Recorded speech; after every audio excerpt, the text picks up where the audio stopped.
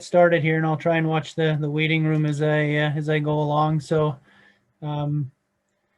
thanks again to everybody. I'm not sure if everyone is everyone on has attended one or other of the town halls previously, but we do appreciate you taking your time out in the evenings and logging in and kind of hearing a little bit more about our updated plans and what's next for volleyball. And for those that might have heard, there's a bigger announcement today, and we're back on the court a little bit recently, but bigger announcement this week and more details that came out today, and we'll share that with you this evening. Just a couple of the really quick housekeeping rules again. Just if you do have questions as we go along, if something maybe doesn't make complete sense, or you might need a little bit more clarification, by all means, you can type it in the box. We're going to be watching the chat box for questions as we go along here. If it's easier for you, just unmute or just hold up your hand, and we can you can speak as well. We're not opposed to that. We do appreciate if everyone can just watch their mic, unless you're talking, just keep your mic muted. We will be recording the meeting, so it will be posted again on our website tomorrow morning. So if you have to skip out or need to review it or want to share it with others in your club, it will be available on our website on the main page website article tomorrow. The agenda was sent out earlier just for all those that registered. So we are going to just cover a little bit of the health order updates from this past week, our return to play update. What does that mean for volleyball as we get back on the court?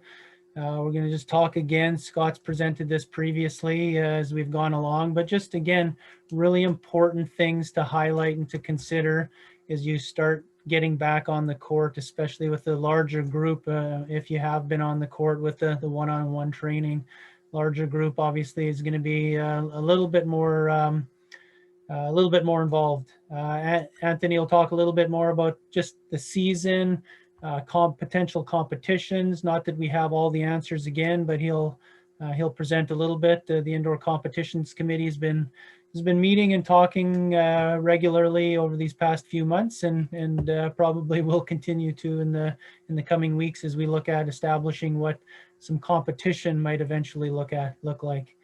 We'll talk just about registration, club information forms for those that are starting to get on court, and those requirements for that. Emergency sport funding for clubs. I'll just talk about a little bit of an financial opportunity for those clubs that are registering and are getting back on the court and are training with their clubs the rest of this winter and spring.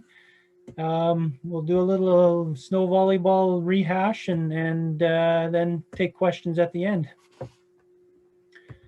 So first of all, I just wanted to take an opportunity to thank our volleyball community. It's almost been a year in the next 10 days or so since we shut down volleyball, since sport was shut down, since most of everything was shut down. Before that last premier weekend that we were supposed to run, I think it was March 14, 15 last year, and very minimal volleyball's taken place since then. A little bit in the summer with beach and some camps and into the fall, but since November until 2 weeks ago, we've had next to nothing. So we've got 45 people on the call tonight, and regularly had 50 plus.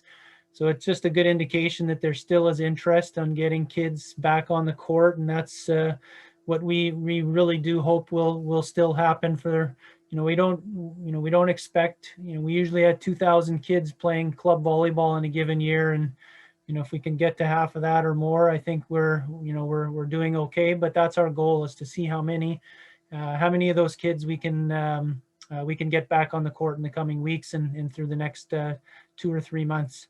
For those that have done a little bit of one-on-one over the past, I know that's been over the past couple of weeks. I know that's been a lot of work.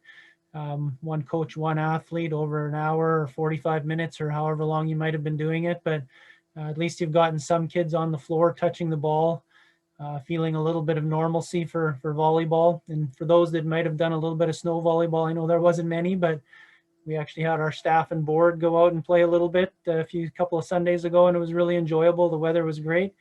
I didn't hold up our team's performance that well myself, but we had fun, and it's still an opportunity for those that might want to try and do something different with their team over the next couple of weeks if the snow stays. So as everybody is aware, we're still, there's some announcements this week. The province did loosen some additional restrictions. We are still, however, in the code red response level. So that hasn't changed, but a lot of restrictions have now been loosened to allow some more sporting activity. We had a little bit of a teaser last week on Thursday of what we could be expecting, March 5th, tomorrow, or March 26th, in 3 weeks from now. The province announced that they'd be doing a sort of a two-wave loosening. Most of those hints did end up being in place when they made an announcement on Tuesday. There was various wording that was presented. One of those was that group training would now be allowed for indoor sport, and we were obviously excited about that. We were maybe too excited. We're presenting and putting forward our return to play plan on what it could look like based on that initial wording from the press conference. And then after a meeting with Sport Manitoba, it was suggested that we just hold off on presenting our return to play plans until the actual wording of the health orders came out, and that did come out today. So we'll talk about that in a bit here. And so these new health orders are in place for 3 weeks. So this group activity that's allowed will be in place and effective and our current return to play will be effective until March 26th, at which time we'll again review and see if there's any changes or any adjustments. Hopefully, if there's any, it's more loosening as opposed to reining things in. Again, just a note, and this is more of a quote from Dr. Rusin, but the loosening of restrictions is not intended as a full return to normal, and you'll see that it's this doesn't mean that we have all the kids on the floor that we might want on one court in the next few weeks, at least, anyways. But what we're still planning is still a significant step forward for volleyball than where we were 3 weeks ago, where we were in the last few weeks with one-on-one. Groups of kids are now going to be on the court, and we're excited about that. So our return to play plan is again primarily based on a couple of principles. Number one, obviously the health orders take precedent in everything that we put into place here. Distancing and number of people are also the main parts of what we're presenting here. So as you saw in the wording, individual play, group, and individual instruction can now take place indoors, again, but no games. So we're not allowed to have any formal games or tournaments in an indoor setting. The wording in the health orders also indicated that any group of persons participating in a sporting activity at the facility, excluding coaches or instructors, must not exceed 10 persons. So what we're looking at is obviously 10 athletes on a court, and we'll present in a minute here just about the additional coaches that are allowed to work with that group of athletes. Again, another part of the measure, the health order, was reasonable measures must be made to ensure that there's no interaction between different groups who are engaging in sport activity at the facility at the same time. So if you have another team that's training, they shouldn't be together. They need to be separate entities. Multiple groups of 10 participating in a sporting activity at once, as long as you do not exceed the facility capacity limits and do not intersect with the other groups. So again, a little bit relating to the previous note there. Multiple groups of 10 are allowed to train as long as you don't intersect with the other group. Make sense in my own mind here. So again, as part of our return to play, similar as where we left off in the fall, physical distancing is an important component. It's important in everything we're doing right now. So with respect to that, Scott's done again the look on how much space we have on the court, how much space you need to be distanced from the person next to you. So at any given time, we're allowing 4 people on each side of the court at a time. So if you have 4 on one, 4 on another, if you have 10 athletes in your facility, you have 2 that are off to the side. We're also including a few additional elements in the return to play plan that will prevent the distancing as much as possible. And those are any blocking drills must be solo, meaning no blocks versus attacks, no double blocks, etc. If you're attacking from the middle, you need to make sure you're doing that from a little bit of a distance as opposed to a quick, close attack. If running an attacking drill, we don't want somebody close to the net on the other side as well. We want those people beyond the net. We also have a few other components that we've talked about previously, but we'll just reinforce them. So initially here, for this next phase, we are requiring masks to be worn by all participants, athletes and coaches alike. Scott's put together a good reference document on our website, and we can share that again, but it's really good just on helpful hints and best practices for wearing masks. So one of the things, for example, that they say is a risk when you're wearing a mask in sporting activity is it gets wet, and then there's the chance of the mask not being effective. So the solution there is make sure your athletes are bringing 2 or 3 clean masks to every training session. If their masks get wet, make sure that they can exchange them out.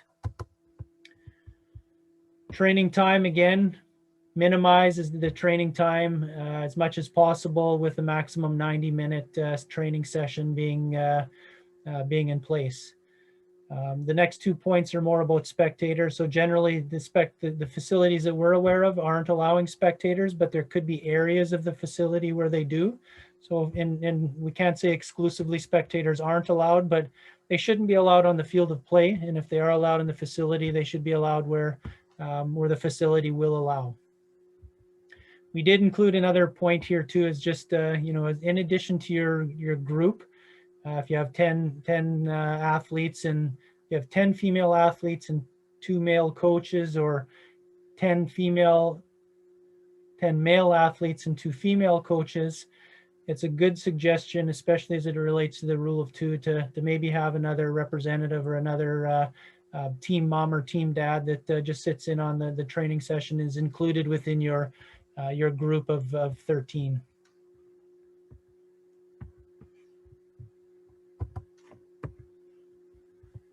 John, can we go back to that slide for a second? Yep. Can you go over point 2 there? I think we skipped it when you were going over. Sorry, yeah. So players must belong to and participate with only one team during this period. So what we want is that athletes aren't going from one team and training with another team later that day, or training with another team later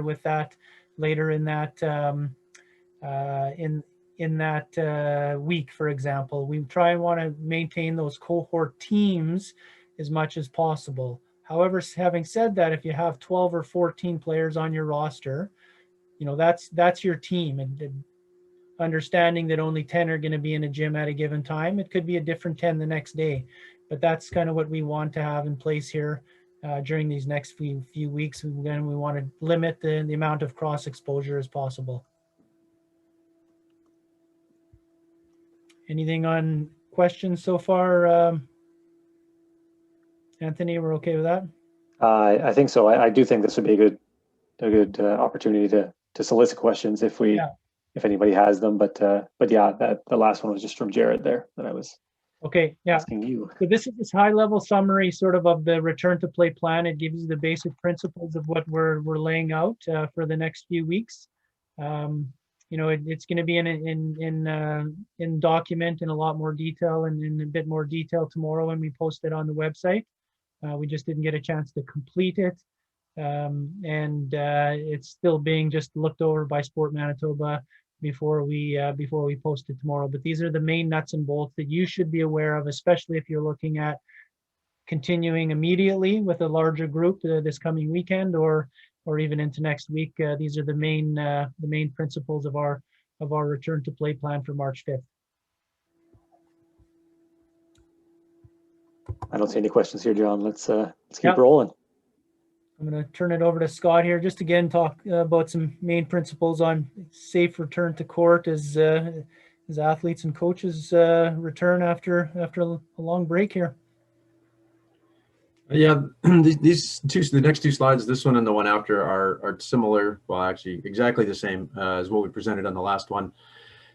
Just making sure that you're aware of all the things that are going to come into play. The one thing that we will post tomorrow that is worth drawing your attention to, it was announced on February 22nd with the new variant of concern. So public health officials have changed the definition and the requirements of a close contact. So we're going to post that on there. Basically, if you are a close contact or deemed a close contact of a confirmed COVID case, so your entire the person and the entire household would have to isolate.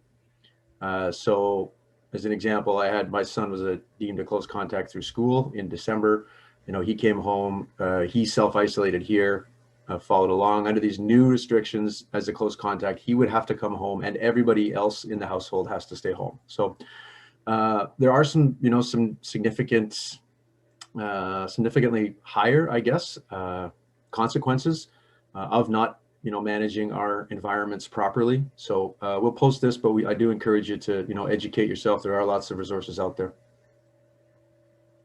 And I think the one important thing on this one that I want to stress is just staying home when not well.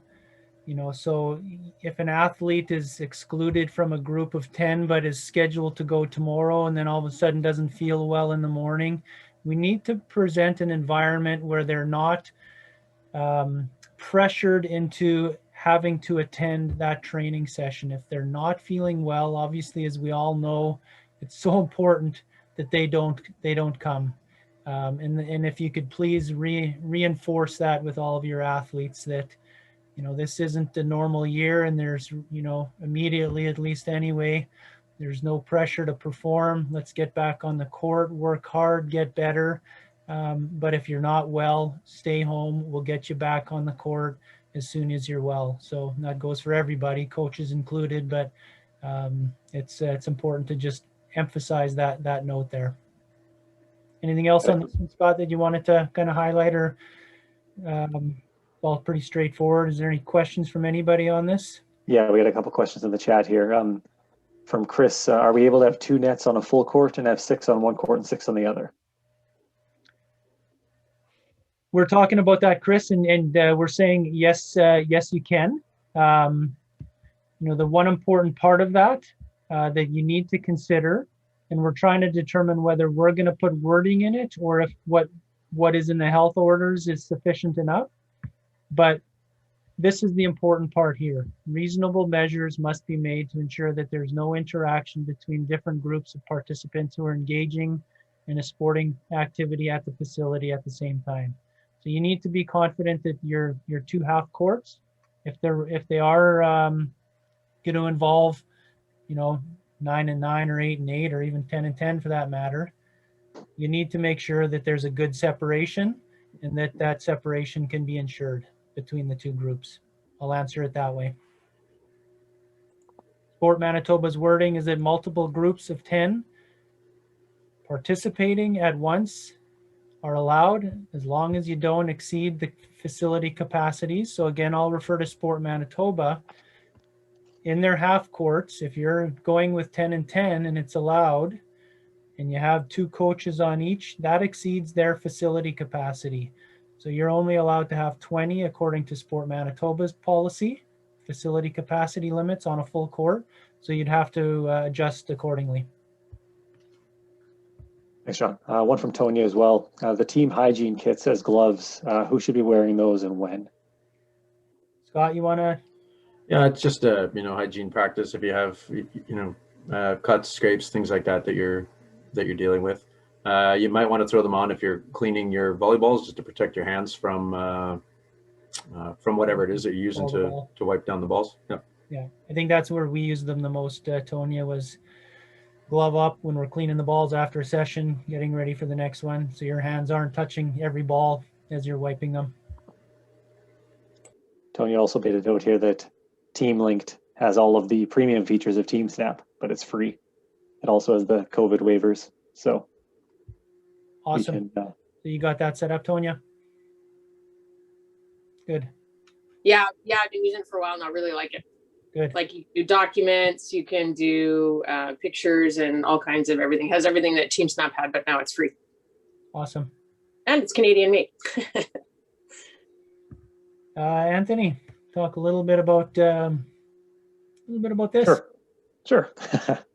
Well, as everyone's aware, starting on February 12th, one-on-one training was allowed, which was our first step back.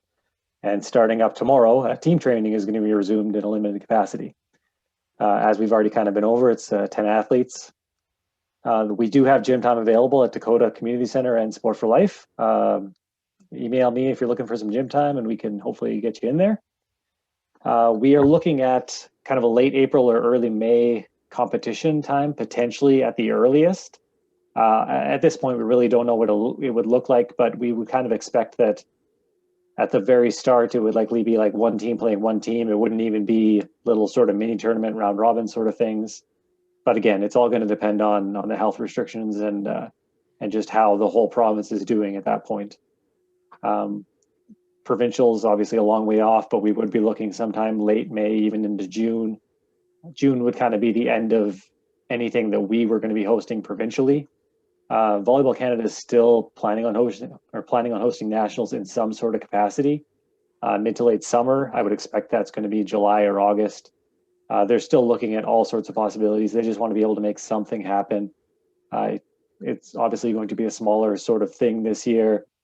It sounds like they have some opportunities that might be like regional possibilities. They're taking every opportunity to try and do something. We don't know what it'll look like, but I think it would be nice if they could do something. We'll just have to see where the whole country is really at that point. So everything's a long way off, but we're hopeful that we'll be able to do something. Is this next slide me as well? Yeah, I was just going to see if there's any questions on that at all. I don't see anything. Nothing right now. Okay. So in terms of your registration, before you start training, you should make sure you're registered. The registration forms are open now. The club team registration is up through the website. There should be a news article that you can just click through and there'll be a big button there that says, this is how you register. Right now, we are having everybody register at the lower level membership, which is the development membership. That's $33 total, $28 to us and $5 to Volleyball Canada. Later on, teams that are going to nationals would have a higher fee attached, but obviously we won't be charging any of that until we kind of cross that bridge. In terms of your club information forms, and again, anybody who is planning on participating should have their club information form into us. It's just us getting started on working with you guys to get your coach certification and coach screening and everything done. It's still an important step, even though the season is a little bit different. And I think this last one was probably for Scott, but we are still hoping to be able to host some sort of NCCP online development workshop. We're still working on how it's going to work, obviously, because there are still components that may have had to take place in a gym sort of thing, but we're hopeful we'll be able to do something. I don't know if Scott wants to chime in. I think for the most part, we just kind of say, yeah, we're still working on it. Scott, we're going to put you on the spot. Yeah, you could look for an online development coach workshop sometime in April. So we'll try and figure out dates and process in the next week or two. If you have coaches on your club that might, one of the things that we really want to have in place, we'll talk about it more, is we're, especially those clubs aren't going to nationals or are just looking at trying to get kids involved, and that certification compliance, we're going to be a little looser on this year because there hasn't been opportunities to attend workshops. But the important parts of the compliance will definitely be screening and respect in sport. Those are the two important things, obviously for us, and with respect to Sport Manitoba's requirements, they have that as a mandate for all sports. John, we have a question from Kyle here. Do we know when Volleyball Canada is going to be making a decision on nationals? Like, what is their timeline? Yeah, so honestly, Kyle, I think Volleyball Canada is going to be as patient as possible. I don't think they're going to pull the pin on anything until, if they're going to do that, until as late as possible. And, that could even be into April, into May, when they, determine, especially if they're determining if it's not going to happen. I would suggest May might be your latest where you might see that announcement, that decision. Thanks, John. Okay. I think we can keep rolling. This one's Scott, I believe. Yeah. Yeah, so the spring development program, now that we have a bit of an idea what we may be able to develop, we have a tentative schedule in place, probably start March 21st. We'll focus mainly on, you can see there, 13 and 14-year-old females. The intention of this program would basically be to keep kids who haven't had a club season last year and a school season this year involved in the game. And haven't had an opportunity or haven't been selected for an existing team right now.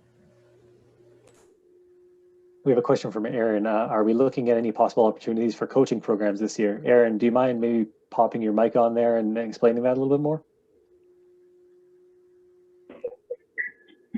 Hi.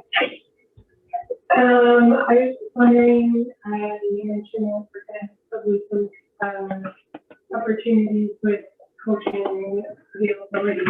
I only really have like the in-person workshops left to do, or is there like a possibility of those happening this year, or are we maybe looking at them just being held off until next year? Well, I think if I heard that, she's asking about actual NCCP workshops. Yeah. So we are looking at trying to deliver. I don't know which level you're looking at, but there is. We are looking at running an online development workshop in April. That's something that Scott's been working on with Volleyball Canada and trying to develop a deliverable format online. And they're to a point now where they're actually delivering. So we hope that will be in place.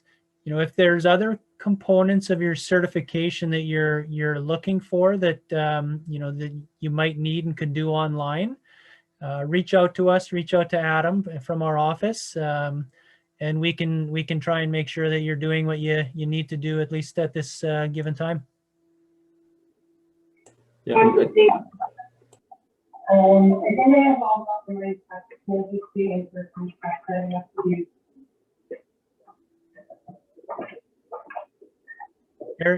Aaron, I'm not necessarily hearing you. Maybe type it. Sorry, I was just saying it's for the in-person stuff that I have to complete at this point. All of the online things, as far as I know, are complete. Good. Okay. Thank you. Yeah, thank you. Yeah. Continue on here. Actually, John, maybe just one other thing on the NCCP before you jump forward, because I see there are a few people on the call here who are registered for evaluations. So now that we can return to court, some of those evaluations could occur in an online format. So we will have a look at how you could record your practice to upload it and be evaluated that way. I think because the in-person evaluations obviously still can't happen. So those people who have registered for an evaluation can look for an email in the next couple of weeks about how we're going to proceed forward with that. And one of the notes I'm actually, before I move on to the next slide there, one of the notes that I'm going to just make, and we talked about it, we didn't include a slide or a note on it, is just, we have had the question about tryouts, and obviously we've been discouraging the tryout process from the very beginning. We understand that most clubs, or a lot of clubs, have kind of made a lot of efforts to pre-sign athletes and get rosters determined so that they wouldn't have to run tryouts. But what we will say is, if there is any clubs that were still planning or wanting or hoping to run some form of a tryout, to look at potential athletes that are still not signed, or an evaluation process of whatever it might be, please reach out to us if you could, maybe even by tomorrow. And what we're looking at is just a couple of details on if you are running or wanting to run, what your plans are. Then we can take a look at that. We really want to try and avoid, this was the biggest thing, we wanted to try and avoid that normal tryout process where athletes are attending this club and then going to this club later in the day, or even tomorrow, or even 2 days, and then going to another one the third day. We really, really want to try and avoid that, so that if an athlete is attending a tryout or some kind of a process, an evaluation process even, that they're included at least within that initial training team, the training team format, before they're either selected or released. And maybe from that point, they maybe try and look at another club to try and latch on to. Couple of questions there, Anthony. Oh, you did answer. Okay. Okay, we're good on that. Okay. Yeah. I'm going to cover just something that's of benefit, financial benefit for the club. So one of the things that we've been the recipient of this past few months through Sport Manitoba, it's a federal emergency sport funding, and it's an amount of money that the federal government came forward with back in the fall, and it was distributed. There was, I can hardly hear. Huh? I can't hardly hear you. Yeah, you might have to mute all, John, or something. Okay. I think someone's watching the Jet game. Don't say it at score, anybody. People might be PVRing. So this was a program that the federal government put together in the fall, might even have been summer, fall, where they allocated a certain amount of millions of dollars, and where that went was partially it went to national sport organizations, partially it was supposed to be targeted towards community or provincial sport organizations, and it was received in Manitoba through Sport Manitoba. Sport Manitoba's process was to deliver that funding through the PSOs. As part of our application, we made a request for support for clubs. The intent of the funding is to assist with return to play challenges, assist with our clubs with challenges they might have, of whether it's extra expenses or extra requirements due to COVID, due to various challenges, return to play that they might be incurring this year. So what we have received is a total right now of $35,000. That's at least the minimum that we're looking at distributing to all the teams that are registered. However, we will have some requirements for those that are interested in accessing it. Number one is obviously they have to register. Number two, they have to adhere to the policies and regulations and return to play plans. Their coaches do need to meet all the screening requirements. So that's just another requirement that we normally have, but it's just going to be part of this process.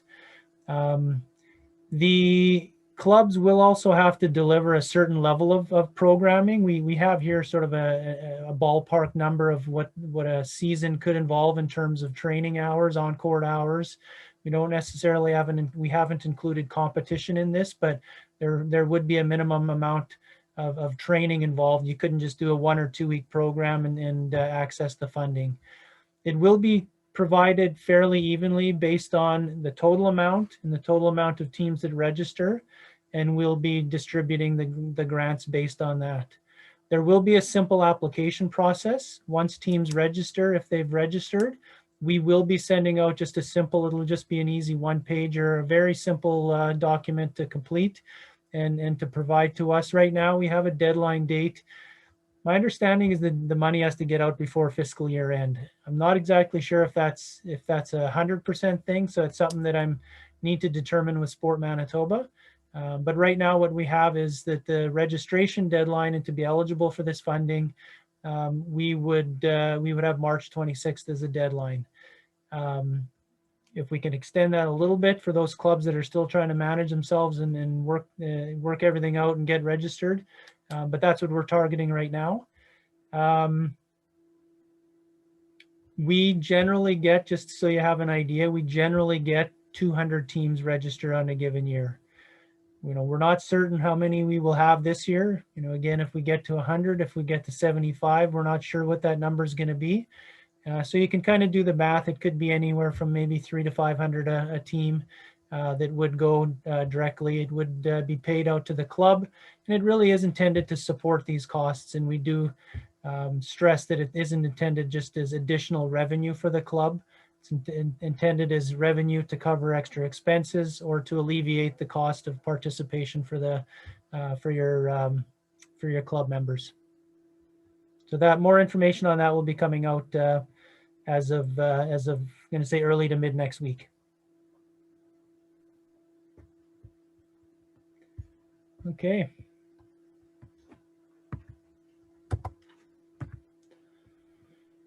Adam, just a quick little snow volley highlight, and we'll see what kind of other questions there might be from everybody. For sure. So we just want to recognize some of the clubs and teams that have taken the opportunity to get out there and participate in some snow volleyball and take advantage of any opportunity they can to get the players back on court. So we just want to continue to encourage these opportunities to other clubs that are out there, maybe looking for training opportunities. We know the weather's getting fairly nice and there will be a fair amount of melting going on, but it's never a bad idea to still be able to pop up one of these courts and get your team out there for some kind of training opportunity. So if you're interested, we do have some of the equipment available, including snow volleyballs out there available to be loaned out. So just feel free to reach out to anybody at the office and we'd be happy to try and arrange the opportunity to get the equipment out to teams or clubs or anything like that. So feel free to take advantage of those opportunities and be sure to engage with us in whatever volleyball capacity you're going to be participating in. Engage with us on social media. We love to see those things. Tag us on Twitter, Instagram, or Facebook. We'd love to see what you're up to and be involved in your process and your return to court.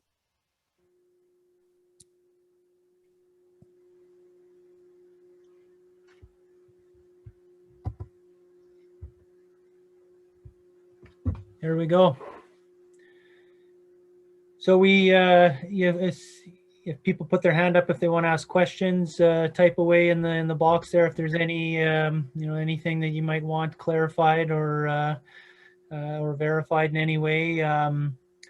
We would love to hear from those clubs that are still faced with challenges, whatever those might be. If it's athletes, if it's gym time.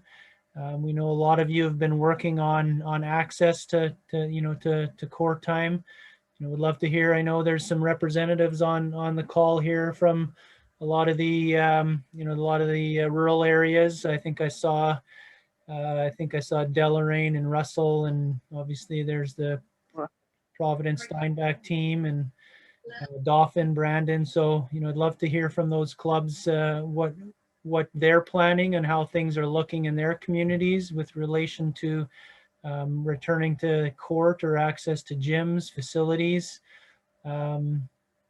We can't help everybody, but if there's ways we might be able to find a solution, we could do our best.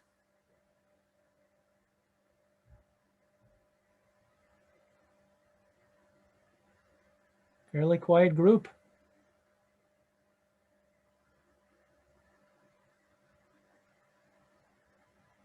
All right. Yeah, I got no questions in the chat either. So Okay. I guess we were very clear and concise. If anybody does have any questions, they can send us an email. I was just gonna speak up. I'm from McGregor, which is like halfway between Brandon and Winnipeg, right on number 1. Yeah. And gym time is gonna be the big challenge for sure because we don't have access to our school gyms. I'm kind of just thinking, I don't know. I don't know how we're gonna practice if there's a facility maybe in Brandon or like, I really don't know. That's gonna be a tough one for us for sure. Yeah. Rurally. On that one, I'd suggest there's reaching out to Brandon for sure. I don't know if you're closer to Brandon or closer to Portage.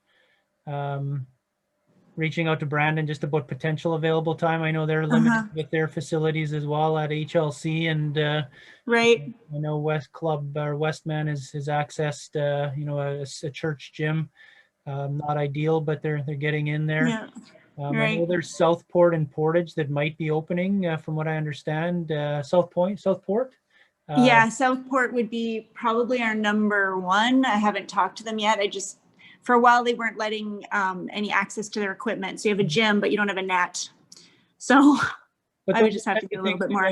We might be able to help with. So if there's, challenges, that's what we're saying. Like, please reach out to us, and, we want to try and see as many clubs, as many kids back on the court in whatever capacity that might be. And, if we can help, we'll try.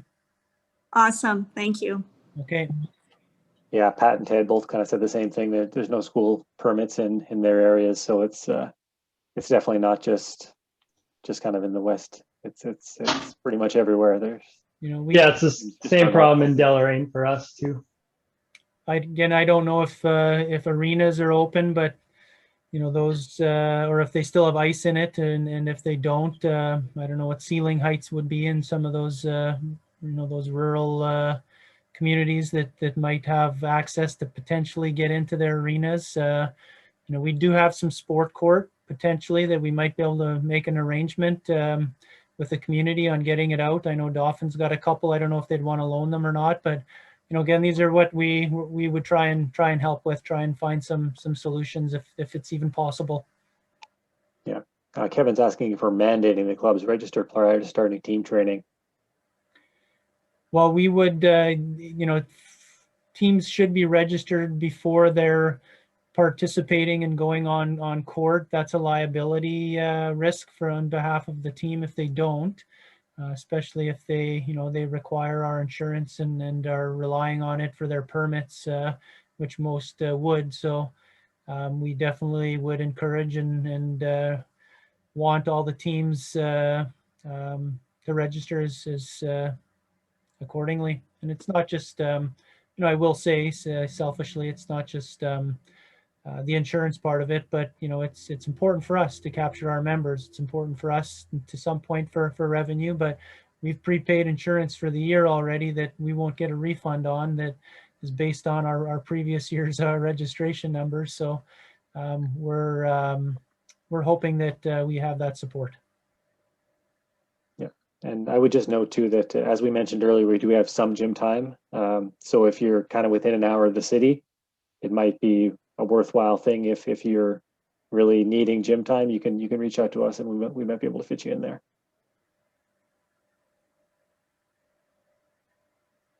Okay, I'm going to give it not 4 minutes, but maybe a few seconds here. And in the meantime, though, again, thanks everybody for taking the time. I really hope to see a lot of teams back on court. Really hope to see kids playing volleyball again, somewhat normally.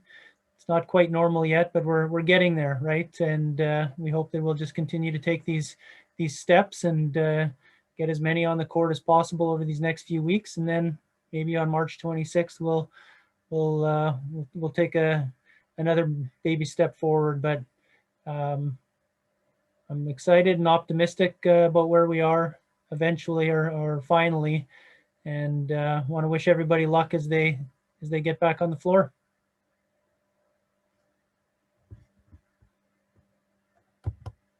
All right.